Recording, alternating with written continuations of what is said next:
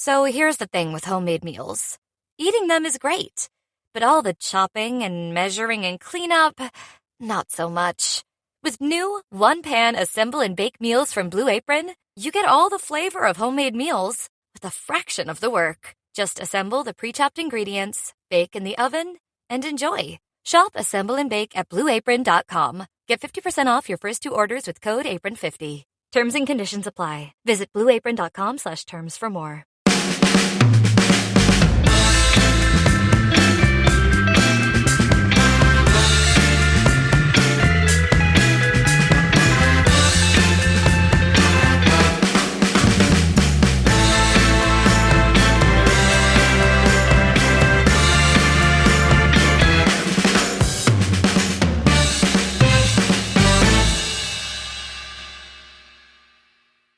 Easy. The last 2 games, 7-2 aggregate scoreline? Yes. Just walking it? Yes, sort of. Don't want to sound like Debbie Downer, but it didn't really feel for long parts of that Newcastle game that we were going to walk that one, did it? No, absolutely not. In fact, until... I think the second goal, actually, because they were sort of on top at 1-1 for a period of time after the half-time interval. And then once Dan James, the Prince of Wales, the goal-scoring machine that is Dan James, the player that I described on WhatsApp as one of United's worst ever players on Boxing Day of last year. Very, very, very harsh on the young man.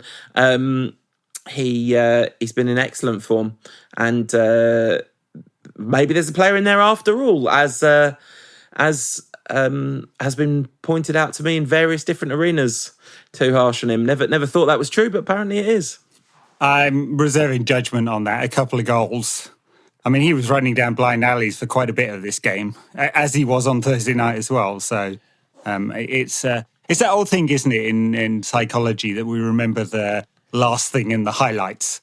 Well, the highlights are a couple of goals from Dan James, reasonably late in games. Or actually, 70 minutes in this game or so, wasn't it? But so yeah, I mean, we'll see on that. But look, United got there in the end, and it was needed because I think a draw here really would have started us worrying about a Champions League place with Leicester winning again, and.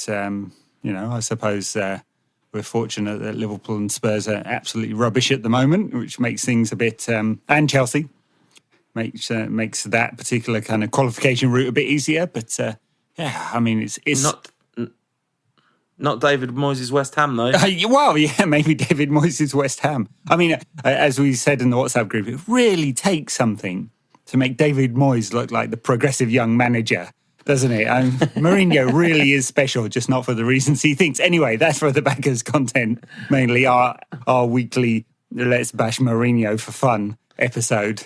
Honestly, I cannot wait.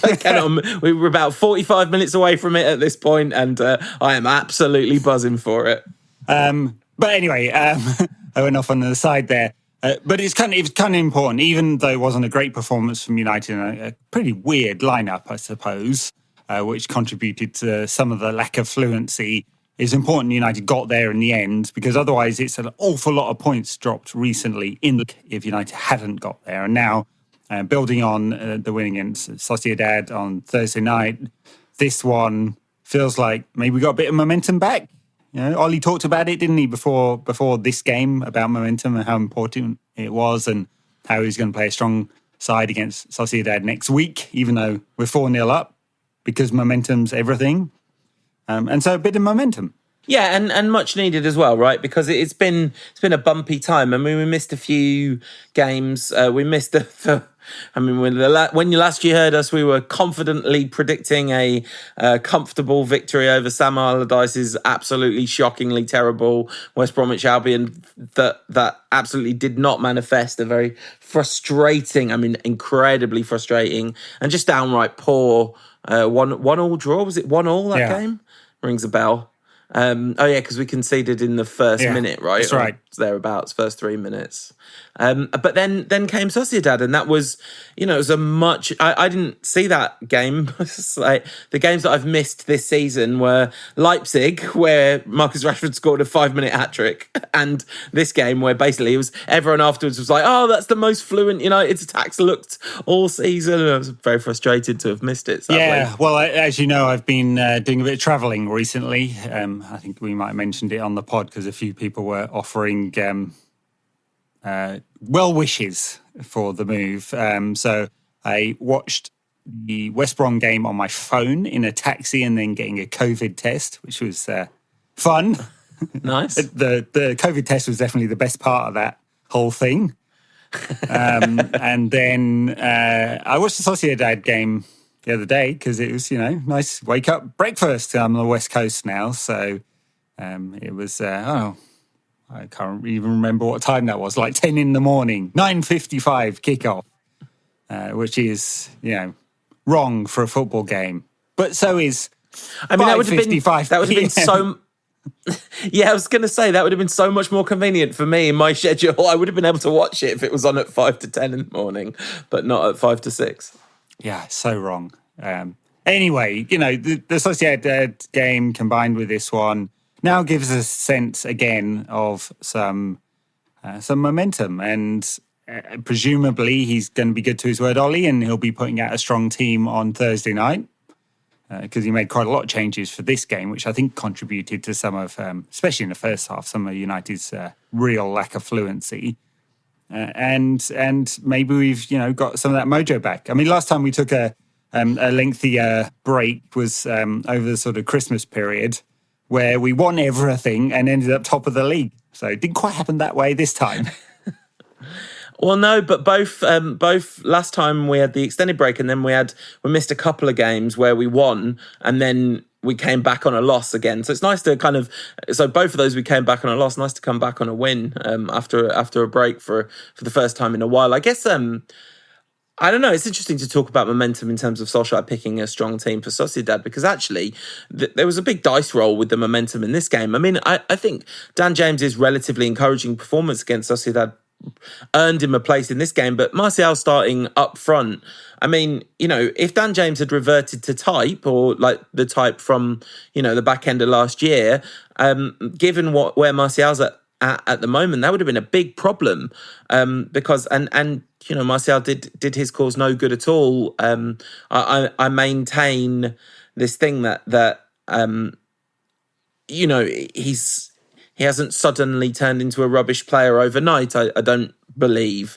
I think he's a player that fans get on the back of very quickly, because when he's bad, the fact that he doesn't run around loads becomes a huge problem, because, when a player is trying really hard in a very obvious way, they get so much slack when they're not playing very well. And I don't think it's true to say that Martial doesn't care or isn't trying. I just think the way his effort manifests, he's never, at his best, he's not constantly running off the back of defenders, is he? Like, that's not his game, and never has been. But anyway, he's in, I don't know why I'm defending him when I'm still like absolutely incapable of talking about him in a critical way, apparently. But he's in awful, awful form. And we were fortunate in this game because Marcus Rashford, what a blinding opening goal. Yeah. Marcus, if only he'd just score more 1-yard tap-ins, he would be getting 40 goals a season. I mean, he's got, I think that was his 18th of the season, half of them in the league and half of them in Europe. And he just seems to score a lot of worldies and not enough of the really rubbish ones where he's going through one-on-one. Or just needs to shoot a bit earlier, but this was fantastic. I mean, I don't think he called Megs on the defender, but it would be nice if he did. Absolutely skins the Newcastle right back, whose name I'm forgetting for the time being. I'm blaming the jet lag, and dances inside and outside the next defender, and then scores at the near post, which I'm sure Carl Dallow was not expecting. We'd probably be bashing De Gea, wouldn't we, for not covering his near post if it had been the other way round. But he has on this occasion shot early Rashford and into the wrong corner, and it's caught the keeper out. Lovely goal. Yeah, a beautiful angle. One of those goals where the camera angle is like in real time. The camera angle is absolutely perfect because it shows you the exact size of the gap he has to hit to score. Friend of the show, Cal Gildart, pointing out that both Rashford and Dan James went for the near post, clearly identifying a weakness in some video analysis gone on behind the scenes that Carl Darlow is weak at his near post or something like that. But yeah, incredibly fine, like the nutmeg, the burst of speed, doesn't beat, I mean, he beats the man, but the man gets back in position, so he just beats him again, cuts inside and scores. I mean, it's legendary. And this guy, Marcus Rashford is absolutely brilliant, and that's all there is to it. And of course, there's room for improvement, but even if he never gets any better, he'll still be an absolute joy to watch for the rest of his career, True, it's just all about levels, isn't it? And I think there's another level he'll take his game to with a bit more experience and a bit more, don't know whether it's coaching or a bit more composure in certain situations, I think, and he'll just add more goals to his game, and like think of the steps that, and sorry for the unfair comparison, but think of the steps that Cristiano Ronaldo took in his career, where he went from several seasons of not really scoring many from wide positions to 12 to 25 to 40, and just never dropped from that level. So, Marcus has got the talent to do this and even more. But lovely goal. Yeah, whether he's got the talent to, score 40 goals a year for 10 years in a row or whatever, that's a different question. But brilliant. Anyway, so that was a great start. And then, of course, Good Players FC versus Bad Players FC. As we know, this is a thing. Newcastle having 2 bites at the cherry to whip crosses in. And the second one, I mean, obviously De Gea's not coming for that because he's David De Gea, which means that Maguire has to head away from, 6 yards out. I question the wisdom of Maguire's blind header at that point. Nobody giving him a shout, no communication, or his own kind of like, oh, look at me, I'm Harry Maguire, I need to head the ball, one or the other.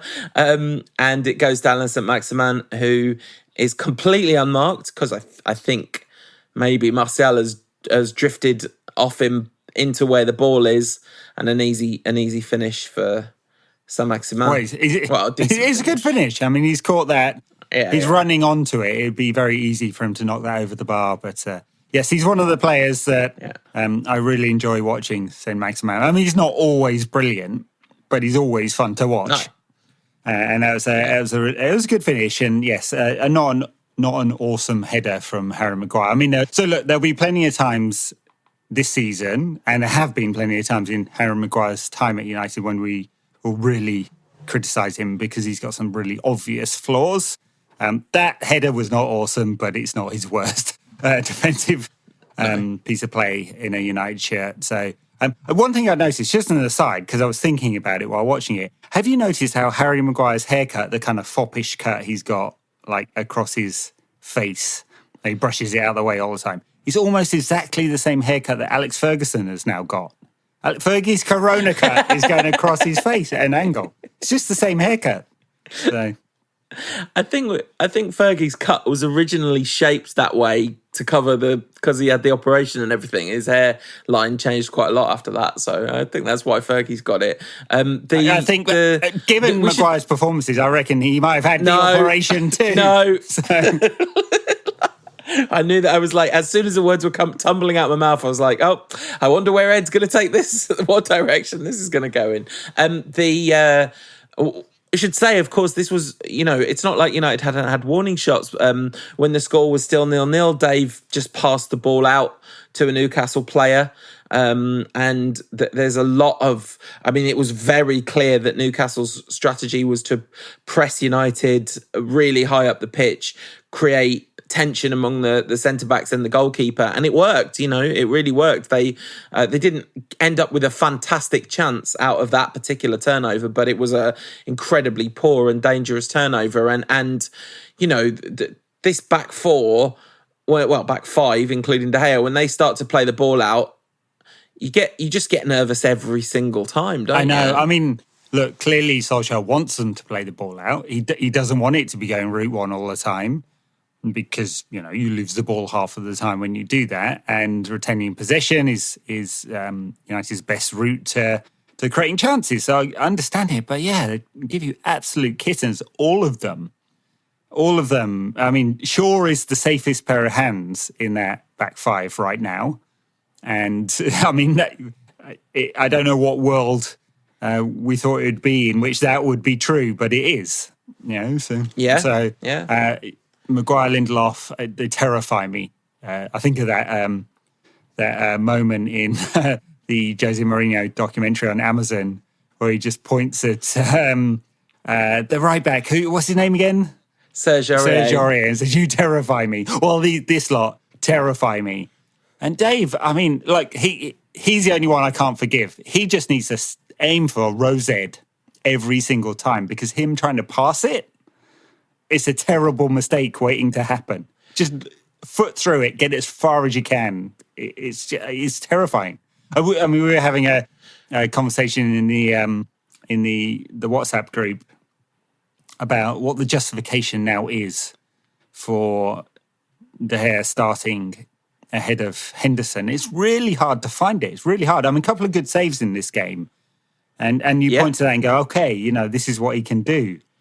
But it was a fraction away from giving Newcastle a goal. Yeah, and there's a very solid argument that he massively contributed to giving Newcastle a goal, because Henderson would have been organising at a minimum. I mean, Henderson would have come for that ball and would at minimum have been organising, from behind there. Which he does extremely vocally, So I don't know whether you watched it with the crowd on or crowd off, but Henderson on Thursday night against Sociedad in a silent Juventus stadium was like really loud.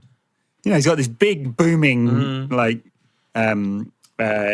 voice, and he's constantly having to go at the defenders all the time. And you never hear a peep out of Dave, do you? No, and except him shouting when they concede another goal, and he did make a couple of saves that were classic Dave, incredible kind of reaction saves. I'm not sure if they were saves that no other keeper would have made, kind of saves that he used to make somewhat frequently, but they were good, and that is what he can do, like you say, and it's a non-trivial decision for the club as a whole, isn't it? To say, okay, this guy that we've given he's got another 3 years left on his contract at 350 grand a week. That's it. Your second choice now. It's a difficult argument to make. But you wonder whether that bold conversation, that bold decision needs to be had. And Henderson now is going to, hopefully get a bit of a run, I guess, depending on the draw and who we get next in the Europa League. But there'll be a run of games where, every Thursday, Dean Henderson's showing what he can do for a period of time. Because he didn't start in the Champions League De Gea started most of the Champions League games, right? So it's not like he's had little moments, but he hasn't had regular. Now the pressure's going to build over time if he consistently performs, and especially if he's performing and De Gea isn't. I think that's how the transition could happen. Yeah, I mean, you mentioned De Gea's wage there, and it is a thing that factors into United's thinking, because he's got another 3 years on his contract at that huge wage, and it's very hard for Solskjaer or anyone else to just dump him. Very hard. And then beyond Dave, you've got Serge Romero, who's on over 100 grand a week. I mean, his contract's up in the summer, so he's definitely going to go. It's paying him £5 million to do absolutely nothing for the last 12 months has been great value for money. It's just weird. Insane. And Henderson's new contract is well over 100 grand a week. And then you've got Joel Pereira. I'm sure he's not earning that much, but you've got a lot of keepers at United. Apparently Lee Grant's being offered a new 1 year deal to play in the reserves. It's really odd. I mean, I guess if Romero goes and they want Pereira on another loan, they want a third keeper in the squad. So I wonder whether Pereira might move permanently this summer. He's good. I mean, good young keeper, isn't he? Jose Mourinho loved him. Yeah, but he's getting to the point where he's not young anymore. He's 24, and Yeah, right. I mean, sure, he's got a longer right. career as a keeper, but he needs to start playing, doesn't he, for a club? I mean, he's had a few loans, which is helping. I think he's at Huddersfield right now. But I don't know. It's such an odd club, and some of the decisions that United make around contracts and new deals are so weird. But I'm not sure it gets any weirder than what they've done with the keepers. I mean, apart from the birthday boy, it's Phil Jones's birthday as we record this, and he turns 20. Barcelona target Phil Jones, as we had in the papers this year. You did see that was from a fake Twitter account, right? Not that wasn't actually a United report. But it is very funny. Very, very funny. I couldn't help it. I was like, Ed hasn't noticed this, 100%. That's always check the at.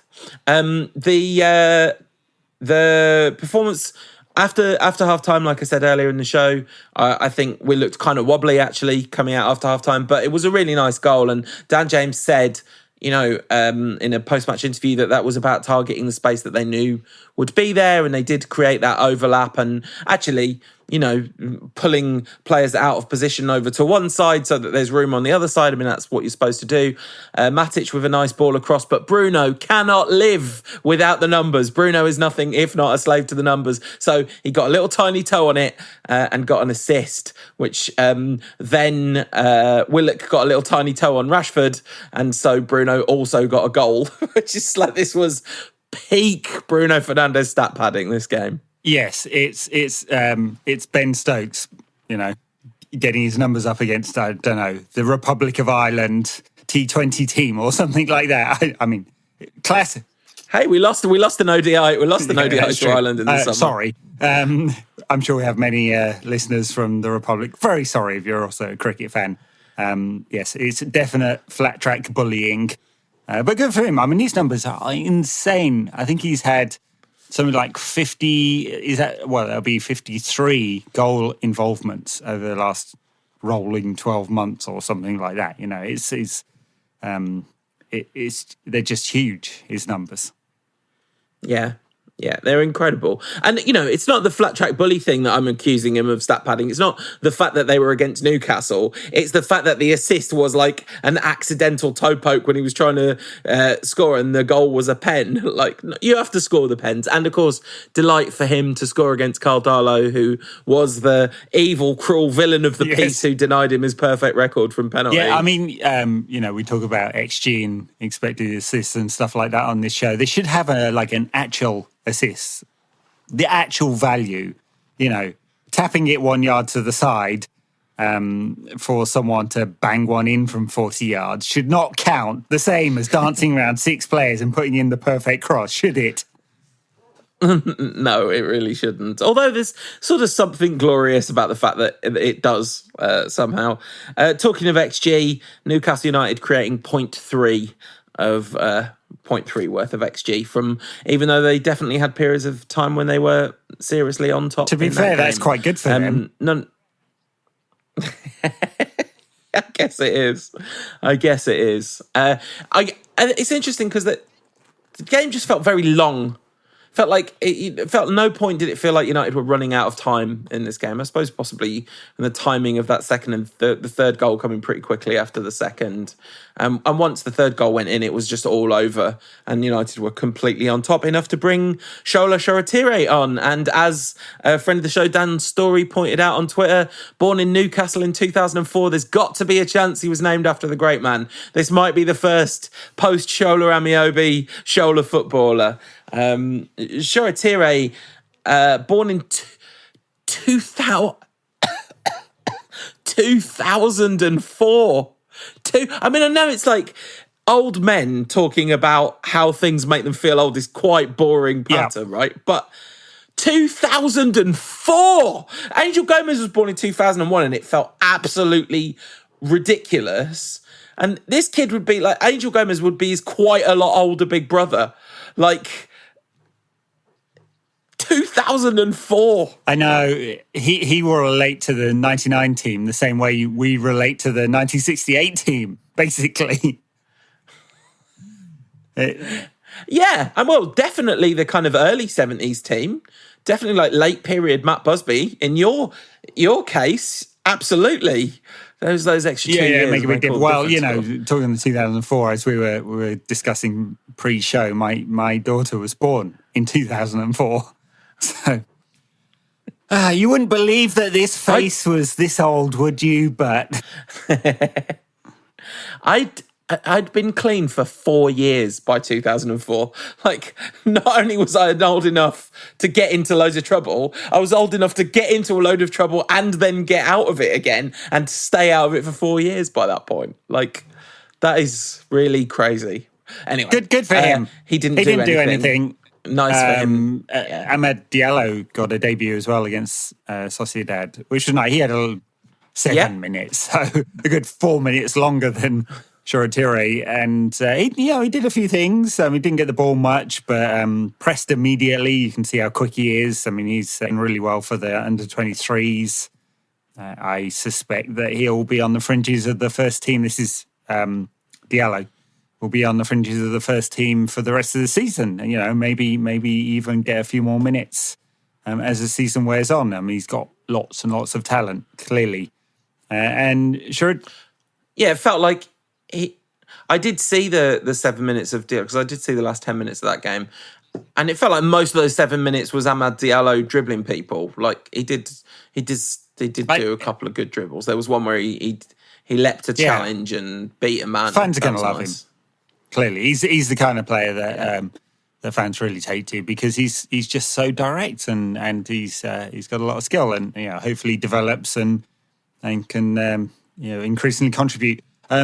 Shoretire, we'll see. He's done great for the reserves, and there are a number of other players that have also done really well. It's hard for players at the moment in their various bubbles to sort of cross between the academy reserves and the first team. I guess they must have taken him out of the bubble, the reserve bubble, in order to do this, I presume. But great for him. Yeah, there was a rumour as well that Hannibal Medri was told that he would be training with the first team. I really like him. I mean, he's one of those. It may be a slower burner on his career, just given where he plays. But he's just got such lovely feet and a range of passing. He's a central midfielder, and that he will immediately look, I think, like he belongs at a higher level. And then it's the physical side of things and getting to the pace of the game in first team football, which we'll see whether he can do or not. Yeah, talking of central midfielders as well, James Garner apparently impressing quite a lot on loan at Notts Forest, I think. There was a little compilation doing around of him doing a bunch of good defensive work in a game against someone or other in the Championship.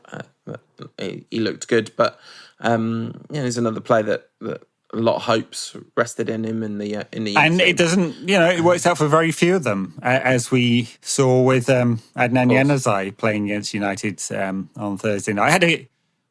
Just a few minutes into the game, we had a good chance, didn't he? I'm sure he'd love to have stuck that one in. Yeah. I mean, it's interesting. He's I haven't followed him really closely at Sociedad. His numbers look okay. He doesn't play every game, but he's in the team at the moment. He had a few good moments in the game on Thursday. His career hasn't quite gone where we all thought or hoped it would go, and it doesn't look. It's obvious that he's going to get a move back to a bigger club from here. And he's still, it seems, fairly angry about it based on an article in The Athletic this week. He's still blaming Louis van Gaal very much for his departure. Louis van Gaal apparently replied by email to the person that wrote that article saying, my records, I stand by my record. It is unimpeachable. I don't have any wish to comment on what this man says. Yeah. It reminded me of... Can't believe Louis didn't say I got something wrong. It reminded me of that time that there was that, one of the many times Graham Souness has had a go at Paul Pogba, and Pogba, for once, bit back a little bit and said he couldn't remember he didn't know who Souness was. Some people have told him he was a good player. And Souness then said, there's this old saying, put your medals on the table. On that occasion, Graham got that one a little bit wrong, given, Paul Pogba's medal table is quite large, including a World Cup, which, if I'm right in saying, I don't think Scotland ever won. It's not like a Cleberson World Cup either. Like, he was absolutely instrumental in that World Cup win in all sorts of different ways. Anyway, quote from Luke Shaw this week, doing some publicity. By the way, Paul Pogba did not bite back against Graham Souness. I listened to that interview on the official United podcast. He was asked by Sam about Graham Souness, and he went, "Oh yeah, like I didn't know who that was." And then, but I hear he was a good player. Anyway, sorry, I think very tabloid headliney of me there. Yeah, Pogba bites back against Souness. What was the other thing? I can't remember what I was going to say after that. It probably wasn't important, I'm going to guess. The Luke Shaw quote about Pogba, where he was asked about Bruno Fernandes's leadership, and he said, Bruno's obviously a leader, but one that people don't necessarily know is what an influential figure in the dressing room Paul Pogba is. And, it goes hand in hand with the thing that Paul Scholes said when the Raiola quotes came out, which is that his agent is probably giving the impression that he's like a bad lad, but everyone loves him and he's a really good lad behind the scenes. So, more evidence of that, I guess. All righty. Anything else about the Newcastle game that we missed? I don't really. Yes, loads. I'm sure there's loads of things that we missed about the Newcastle game. The defence looked really ropey. Bailly played against. Is it a coincidence that Eric Bailly played and we looked good, and then Eric Bailly didn't play and we looked bad? I don't know. I don't know if that's a coincidence or not. I guess he'll play again at Old Trafford against Sociedad. You'd certainly hope, although it's always a bit of it's a bit of Russian roulette, isn't it, playing Eric Bailly? Because on one hand, you definitely want him to play, but on the other hand, him playing exponentially increases the chance of him getting injured. Yes, which is, but he could get injured in training as well. I suppose we could just never play or train him, and he'd be. His injury record would clear up pretty quickly, although Phil Jones has managed to injure himself at home. So, it's like, hey. Poor old Phil Jones. Phil Jones turning 29 made me feel very sad. It was very sad, like, what happened to him in his career. It was just not, I know he's obviously going to make an ungodly fortune out of his career and will never have to worry about money again. But I'm sure if you'd given him the option of being completely financially successful, or, if it had been a toss-up between that, not that it would have been that, and actually having a career that fulfilled his potential, I'm sure he wouldn't have taken the route he's taken. So a bit sad on a human level. That he gets a lot of fun made of him, Phil Jones, but he is a person. He is. Well, is he though? Does a human have skin that can do that? Really? Anyway, should we take a... You suggesting he's a cyborg? Should we take a quick break and we'll come back and preview our game against Sociedad? Maybe the game of the weekend as well. Yeah, let's do that. If you want more from the show in between shows, check us out on the socials. We are NQAT Pod on Instagram, Ed's at NQAT Pod on Twitter, and we are under our real names on Facebook at No Question About That. Yeah, not sure I've got any... Well, frankly, I'm not sure I've got any interest whatsoever in previewing the game against Sociedad, because what is there to say? We're 4-1 up. If anything goes wrong in this game, it will be an absolutely shocking disgrace. But next Sunday at 6:30 in the afternoon, we are the big game. It will be United against Chelsea, and that is going to be a high probability of boring that game, because Chelsea, Thomas Tuchel is apparently channeling the spirit of Louis van Gaal at the moment. A lot of passes in that game between Chelsea and Southampton. They did a lot of passes and had a lot of possession and didn't really do much. I like how you very quickly transitioned away from the Europa League game, because you were very strongly denying that this tournament exists at all. No, it totally exists. I just don't, and it'll be great if we win it. But what are you supposed to say? Like, yeah, we're 4-1 up against Sociedad. It was weird that we won really easily and comfortably against a team that are supposed to be good in La Liga. 4-0, yeah, they've gone off the boil somewhat in the league.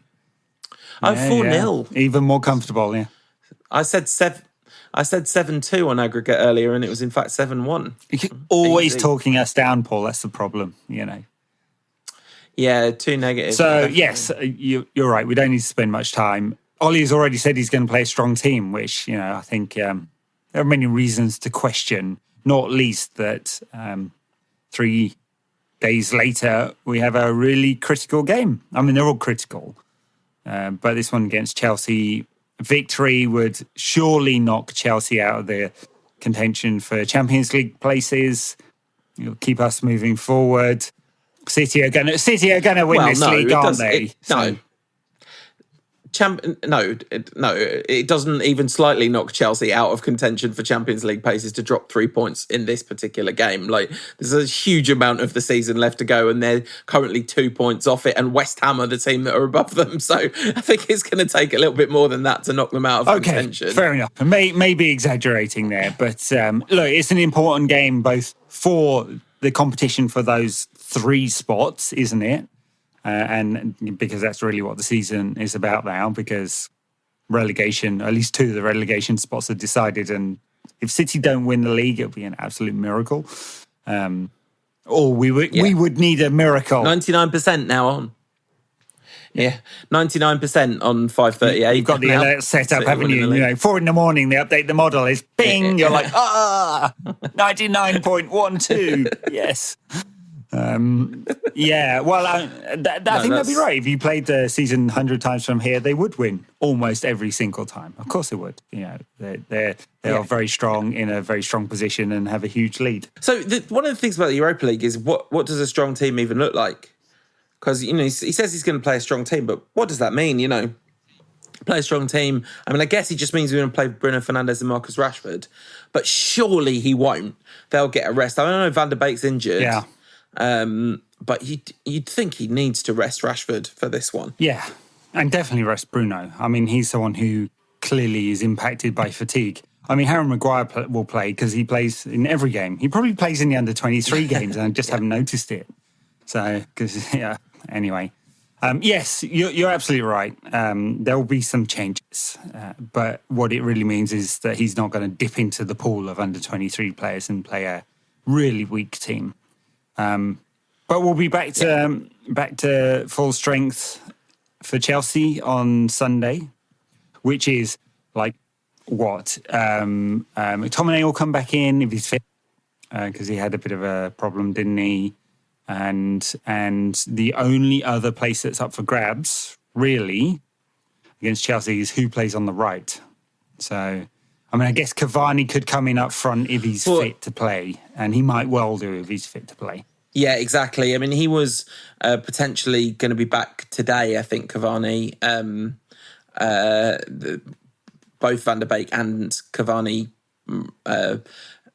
Solskjaer said that there was, I don't know how Donny and Edison will be. I think they've got a chance. We'll give them until before training on Saturday. That was for this game.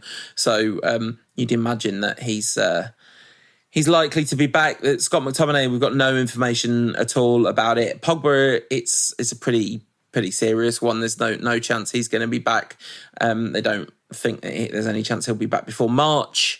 Although that's not particularly long away, I guess March now, but still no chance of him featuring against Chelsea. And it's going to be a really interesting tie because Chelsea will keep possession really well. And actually, you would think in theory that they're going to leave some gaps at the back and potentially be the kind of team that we could do well against, because this idea that we were only good against the big teams and counter-attacking sort of faded out of, stopped being true, basically. But it does seem to be, that actually we are once again considerably at our best on the counter-attack. Yeah, look, I think it's faded in the sense that Solskjaer rarely sets the team up to completely defend in a very low block and then break from there. It's still very true that United are probably the most dangerous team in the league in the transition. So, I mean, it's exactly how they won against Sociedad on Thursday. Sociedad had a lot of possession in that game, and then United took them apart whenever it broke down. And this is, I'm sure, what we'll be looking to do against Chelsea. Yeah, and there's weaknesses there to exploit for sure, in both in the way Chelsea play and the personnel they have in that back line. So it'd be nice to put one over them, wouldn't it? Because there's been a few occasions that's not been true, and it's cost United big. Yeah. I mean, I don't know that I would be super confident going into it, even though Chelsea have obviously not been in great form. They are considerably. They look like they've got a plan under Tuchel at least, and they've picked up on the dip that they were experiencing under Lampard, and they're now 2 points off that fourth spot. You mentioned them being out of contention if they lose this game, and you wasn't meant to be a deep point of analysis or anything. I don't think any of the teams down to Everton, or I think Everton are now above Liverpool, I don't think certainly wouldn't completely write Liverpool off, because you could definitely see Liverpool winning most of their games between now and the end of the season. So I think there's a long way still left to run in the Champions League battle, and Chelsea are not terribly placed to have a crack at it. But some of their, I mean, they definitely haven't had the transformative effect. Those superstar signings. I mean, I was purring about Ziyech all on early backers content a lot, and really bemoaning the fact that he'd gone to Chelsea and not to us. But actually, he's really struggled of late. Callum Hudson-Odoi looks somewhat transformed under Tuchel. Not necessarily transformed, but he looks treated better. He was until this weekend when Tuchel said he had a bad attitude, which was, I was like, ow. I missed that one. He like the whole quote was that he wasn't pressing in the way I wanted, and I didn't think his attitude was right. Which it might just be a translation thing. It's just like, that's going to hurt, that one. Yeah. A lot of Chelsea fans will be very sad if another manager takes against Callum Hudson-Odoi, because there's a huge amount of hope placed in him. But the Werner Havertz, Ziyech arrivals, it hasn't exactly transformed Chelsea into a devastating attacking force as yet, although they have obviously had good periods this season. The thing that I would say is I find it very, very difficult to talk about future performance in any meaningful way, because there's no way of knowing. This Newcastle game, everything under the sun was saying we should win this game comfortably, and in the end we did.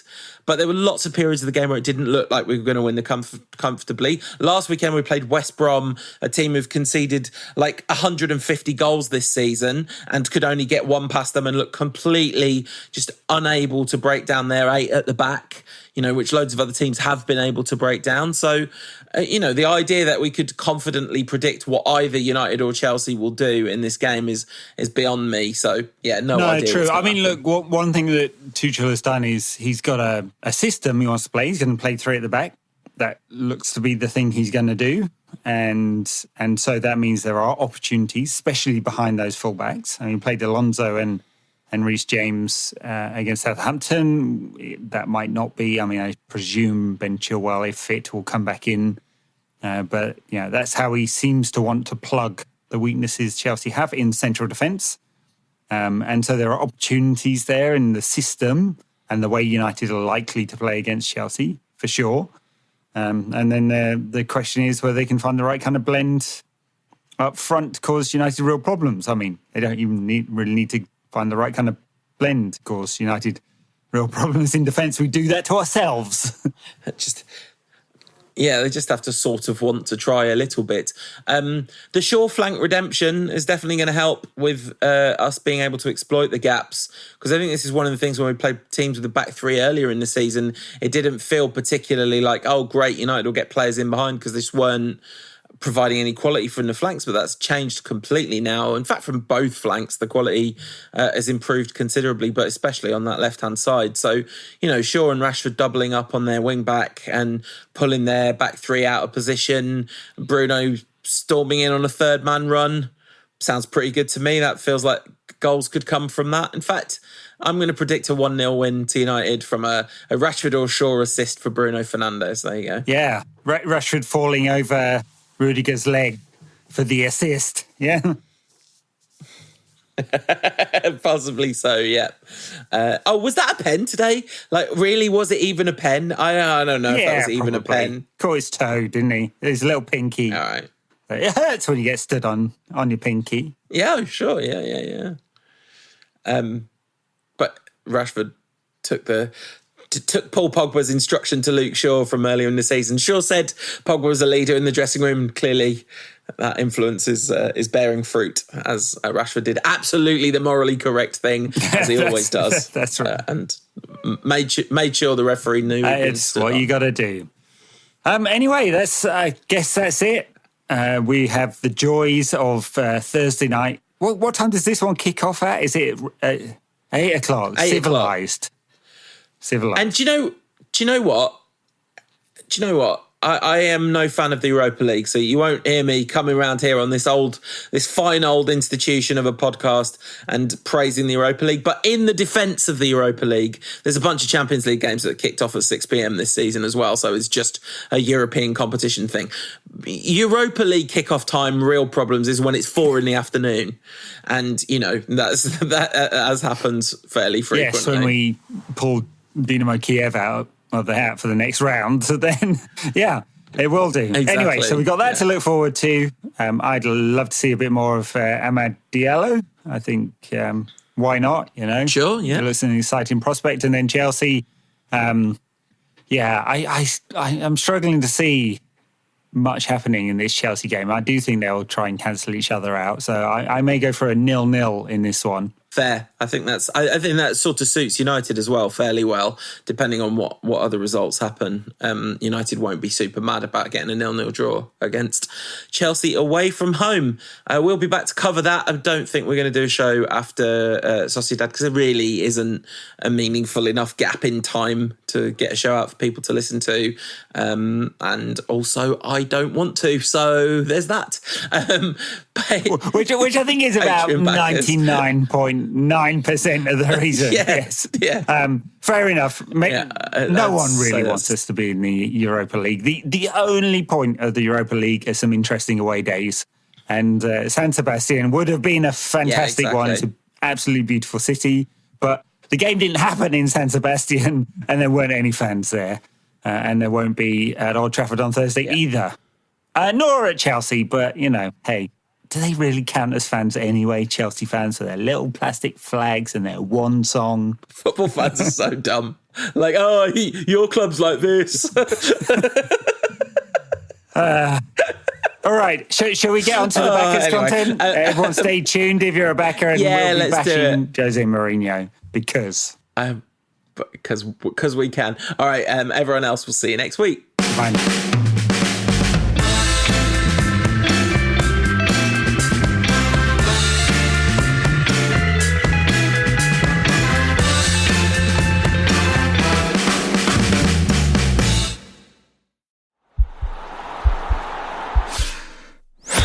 This podcast is part of the Sports Social Podcast Network.